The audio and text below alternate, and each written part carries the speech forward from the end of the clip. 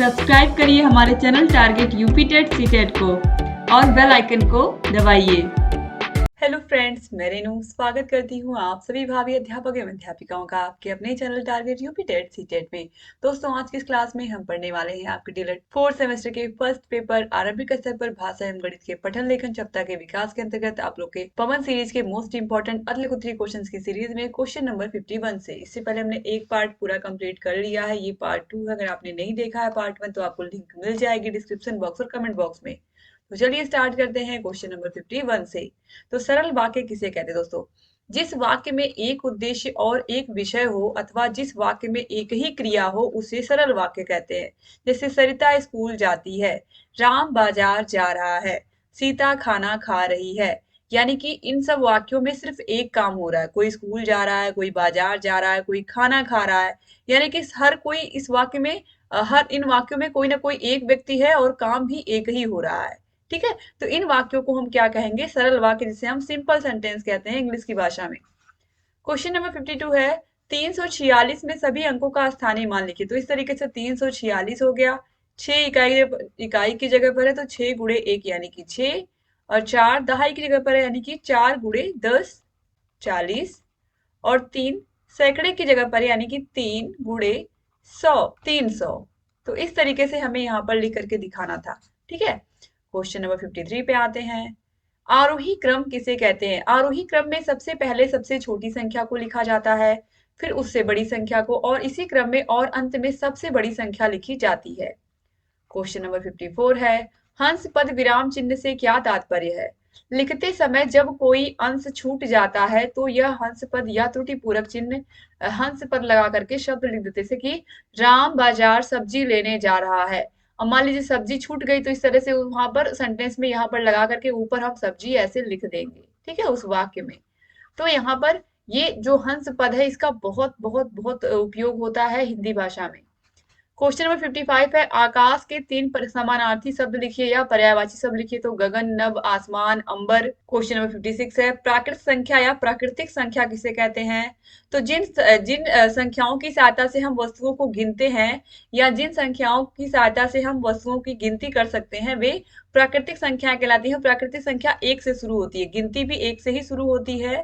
तो इस तरीके से। ठीक है, 1 2 3 4 5। क्वेश्चन नंबर 57 है, पठन से आपका क्या अभिप्राय है? पठन का शाब्दिक अर्थ है पढ़ना, अर्थात लिखित सामग्री को पढ़ना और उसके अर्थ को ग्रहण करना। इस प्रक्रिया को पठन या वाचन कहा जाता है। क्वेश्चन नंबर 58 है, लेखन किसे कहते हैं? जब हम अपने मन के बाहरी एवं अंदरूनी भाव एवं विचारों को शुद्ध रूप प्रदान करके लिपिबद्ध करते हैं तो इस प्रकार की अभिवृत्ति को हम लेखन कहते हैं। क्वेश्चन नंबर 59 है, लेखन की अशुद्धियां क्या हैं? तो लेखन की अशुद्धियों के अंतर्गत रेफ या रकार संबंधी दोष, यानी कि जैसे बच्चे ने लिख दिया राम, उसने लिखा मात्रा नहीं लगाई या ये सिरोरेखा नहीं लगाई। तो सिरोरेखा नहीं लगा रहा बच्चा, यानी कि ये भी क्या एक तरीके की लेखन की अशुद्धि है। ठीक है, तो लेख रेफ या रकार संबंधी दोष, सिरोरेखा, इसी को सिरोरेखा कहते हैं। संबंधी दोष, अनुस्वार और अनुनासिक संबंधी दोष, यानी कि जैसे कि सांप लिखना है तो सांप लिखने में हम ये चंद्रबिंदु का प्रयोग करेंगे, और कोई कोई क्या करता है चंद्रबिंदु की जगह केवल बिंदु का प्रयोग कर देता है। तो ये भी एक तरह से क्या हो जाएगा, गलत हो जाएगा अगर केवल बिंदु का प्रयोग करेंगे। तो इस बात का भी यहाँ पे ख्याल रखना होता है कि कहाँ पर चंद्र बिंदु लगाना है, कहाँ पर केवल अंक की मात्रा लगानी है। तो ये मात्रा संबंध दोष, यानी कि कहीं पर छोटी की बड़ी की, जैसे दीवार लिखना है, दीवार लिखने में बच्चे अक्सर गलती कर देते हैं। दीवार, दीपावली, इसमें बड़ी की मात्रा होती है, बच्चे छोटी की मात्रा लगा देते हैं। तो ये अशुद्धियां होती हैं। वर्णों का लोप, वाचन संबंधी दोष, अल्प प्राण एवं महाप्राण की अशुद्धियों के दोष, ये सब आते हैं।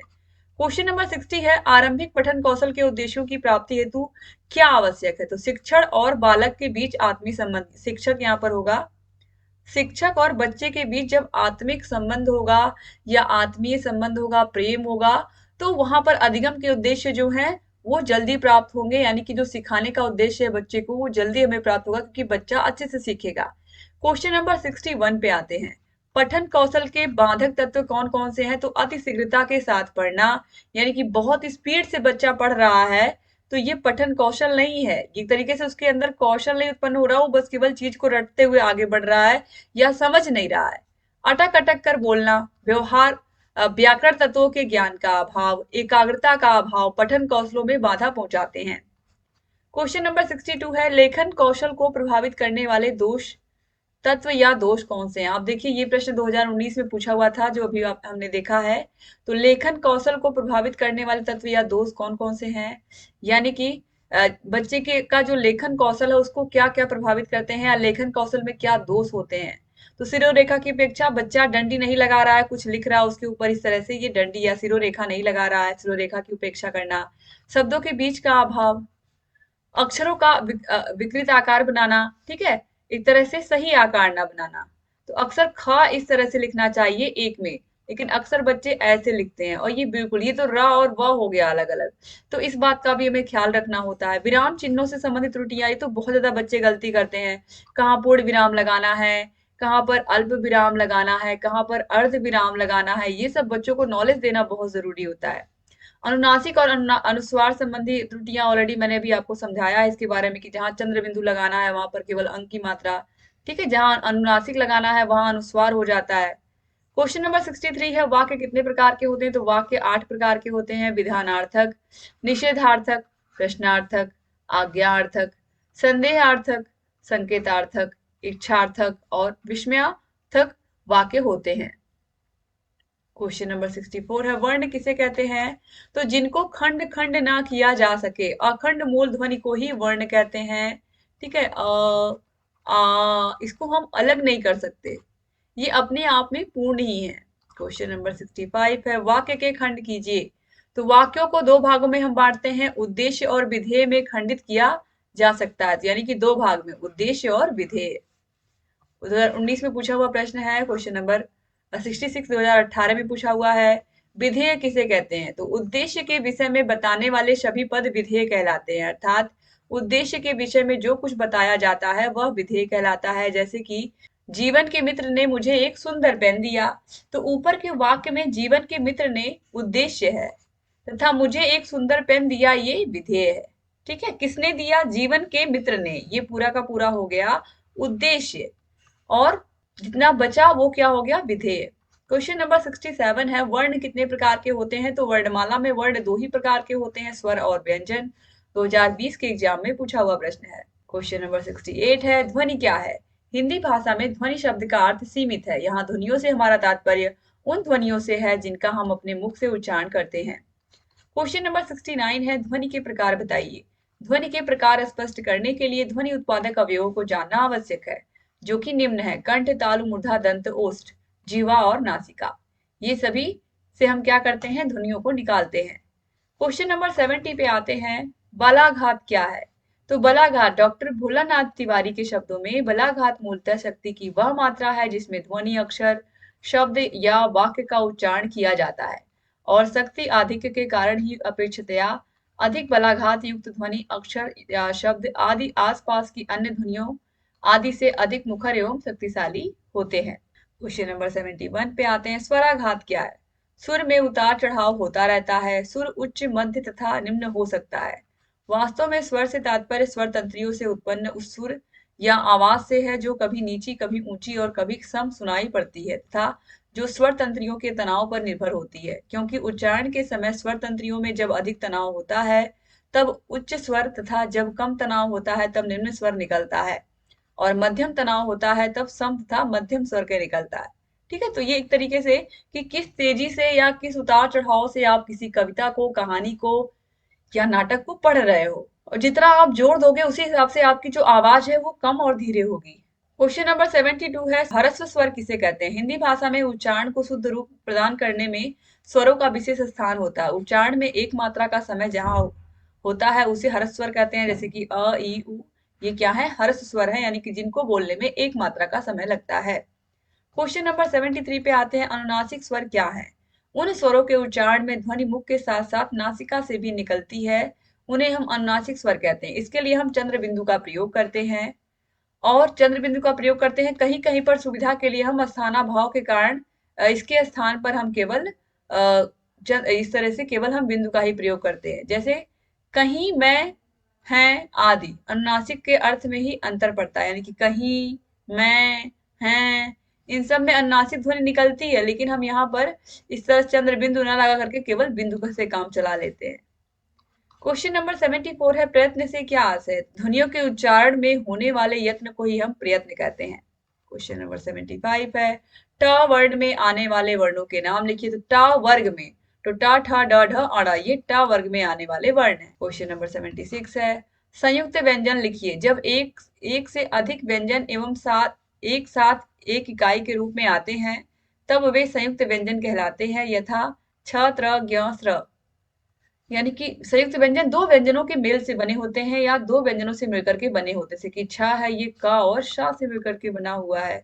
इसी प्रकार त्र है ये त और र से मिलकर के बना हुआ है। फिर ज्ञ है ये ज और इ से मिलकर के बना हुआ है। स्र है ये श और र से मिलकर बना है। क्वेश्चन नंबर 77 है, स्वर के भेद बताइए। तो स्वर के चार भेद होते हैं, मुखाकृति के आधार पर, ओष्ठकृति के आधार पर, उच्चारण के आधार पर और उच्चारण स्थान के आधार पर। क्वेश्चन नंबर 78 है, संदेश से आशय स्पष्ट कीजिए। बालकों को उनके ज्ञानार्जन हेतु तथा व्यक्तित्व विकास हेतु माता पिता तथा शिक्षकों द्वारा कई प्रकार के संदेश समय समय पर दिए जाते हैं। ऐसे में इन संदेशों को सुनकर समझाना अत्यंत आवश्यक है, क्योंकि वह इन संदेशों का अनुपालन करके ही उचित व्यवहार प्रस्तुत करते हैं। क्वेश्चन नंबर 79 है, नाटक शिक्षण क्या है? नाटक साहित्य का एक अभिन्न अंग माना जाता है। अवस्था विशेष का अनुकरण करके आनंद लेना और दर्शक को आनंद प्रदान करना ही नाटक कहलाता है। क्वेश्चन नंबर 80 पर आते हैं दोस्तों। 2018 में पूछा हुआ प्रश्न है ये, कविता शिक्षण के दो उद्देश्य बताइए। तो पहला यही है कि छात्रों में कल्पना शक्ति व बोध शक्ति का विकास करना। दूसरा है छात्रों को कविता पाठ सुनने योग्य बनाना। या एक तरह से हम कह सकते हैं कि बच्चों का सर्वांगीण विकास करना भी कविता शिक्षण का एक उद्देश्य होता है, क्योंकि सबसे पहले आप देखिए बच्चे छोटे होते हैं तो उनको मैक्सिमम चीजें कविता के माध्यम से ही बच्चों को सिखाई जाती हैं। अच्छी आदतें भी सिखाई जाती हैं, जैसे कि हुआ सवेरा चिड़िया बोली सब बच्चों ने आंखें खोली, इस तरह से। ठीक है, क्वेश्चन नंबर 81 पे आते हैं, कविता शिक्षण का महत्व लिखिए। कविता मानव को रसपूर्ण तथा आनंद से परिपूर्ण कर देती है। सारी कविताओं में अक्सर हम बच्चों को गा करके या अच्छे से उसको राइम करके ही पढ़ाते हैं। कविता मानव हृदय को प्रभावित करती है। कविता बालकों में रागात्मकता का विकास करती है। यह सृजनात्मकता का भी विकास करती है। क्वेश्चन नंबर 82 है, वाक्य की प्रमुख विशेषता क्या होती है? तो वाक्य के अंदर भाव को अभिव्यक्त करने की क्षमता निहित होती है कि हम क्या कहना चाह रहे हैं, ये हम वाक्य के माध्यम से क्लियर कह पाते हैं सामने वाले को। क्वेश्चन नंबर 83 है, हिंदी में संयुक्त व्यंजन किसे कहते हैं? तो अभी आपने देखा है छ त्र ज्ञ और स्र। ये आप रट लीजिए, याद कर लीजिए कि ये चारों संयुक्त व्यंजन हैं, किस किस से मिलकर बने हैं, अभी मैंने ऊपर आपको बताया है। क्वेश्चन नंबर 84 है, च वर्ण की ध्वनियां कितनी हैं? या च वर्ग, वर्ग यहाँ पर कह सकते हैं। तो च छ ज झ ञ। क्वेश्चन नंबर 85 है, प वर्ग में कौन कौन सी ध्वनियां? तो प फ ब भ म। फिर क्वेश्चन नंबर 86 है, अंतस्थ व्यंजन कौन कौन से हैं? तो य र ल व। अंतस्थ व्यंजन, ऊष्म व्यंजन, संयुक्त व्यंजन, ये तीनों आपको याद होने चाहिए। 2019 में पूछा हुआ प्रश्न है ये। क्वेश्चन नंबर 87 है, शब्द किसे कहते हैं? तो अक्षरों तथा वर्णों के परस्पर मेल को ही हम शब्द कहते हैं। क्वेश्चन नंबर 88 है, हलंत से क्या अभिप्राय है? स्पष्ट करिए। तो हिंदी लेखन में जो हलंत होता है, हलंत चिन्ह का महत्व अत्यधिक होता है। यहाँ हलन से आशय हिंदी लेखन में जब किसी व्यंजन को स्वर रहित प्रदर्शित करना होता है तो हलंत का प्रयोग किया जाता है, तथा क को क, ल को ल इस तरह से लिखते हैं, या क के नीचे हलंत या ल को अगर आधा लिखना है तो उसके नीचे हम हलंत लगाते हैं। सिंपल सी बात है, कोई भी शब्द कोई भी अक्षर है, व्यंजन है, अगर उसके नीचे हमने हलंत लगा दिया तो ये आधा हो गया, यानी कि इसमें से जो स्वर है उसको निकाल दिया गया, ये केवल व्यंजन बचा है।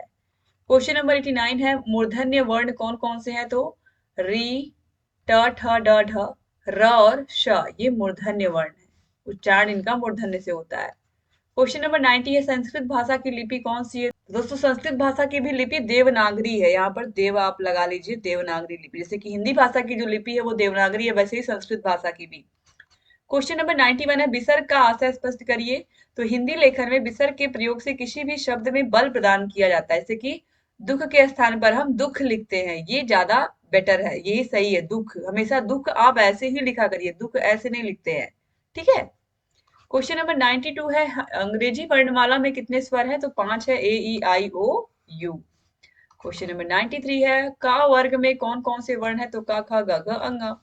क्वेश्चन नंबर 94 है अल्प विराम चिन्ह बताइए। तो मैंने अभी आप लोगों को बताया है कि वाक्य में अल्प विराम चिन्ह का प्रयोग वाक्य के मध्य में अर्ध विराम से कम समय में रुकने के लिए किया जाता है। ये अल्प विराम है, सिर्फ एक कॉमा और ये एक बिंदु और एक कामा, ये अर्ध विराम होता है। ठीक है, आधा रुकना होता है। ये पूर्ण विराम है पूरा, ये अर्ध विराम है आधा, और ये बहुत ही कम समय के लिए रुकना होता है तब, जैसे कि रीता, श्याम, राम, इस तरह प्रयोग करते हैं तो हम कॉमा ही लगाते हैं। क्वेश्चन नंबर 95 है जो शब्दांश शब्द के अंत में जोड़े जाते हैं तथा नए शब्द बनाते हैं उन्हें क्या कहते हैं? तो उन्हें हम प्रत्यय कहते हैं। क्वेश्चन नंबर 96 है निर्देशक चिन्ह का वर्णन करिए। तो निर्देशक चिन्ह को डैश के रूप में लिखा जाता है, यथा विनोद ने पूछा आप कब आई, तो यहाँ पर हम डैश यानी कि निर्देशक चिन्ह का प्रयोग करते हैं। क्वेश्चन नंबर 97 है रविन्द्रनाथ ने शांति निकेतन की स्थापना की, इस वाक्य को कर्मवाच्य में परिवर्तित करिए। तो शांति निकेतन की स्थापना रविन्द्रनाथ टैगोर द्वारा की गई, ये हो गया कर्मवाच्य में।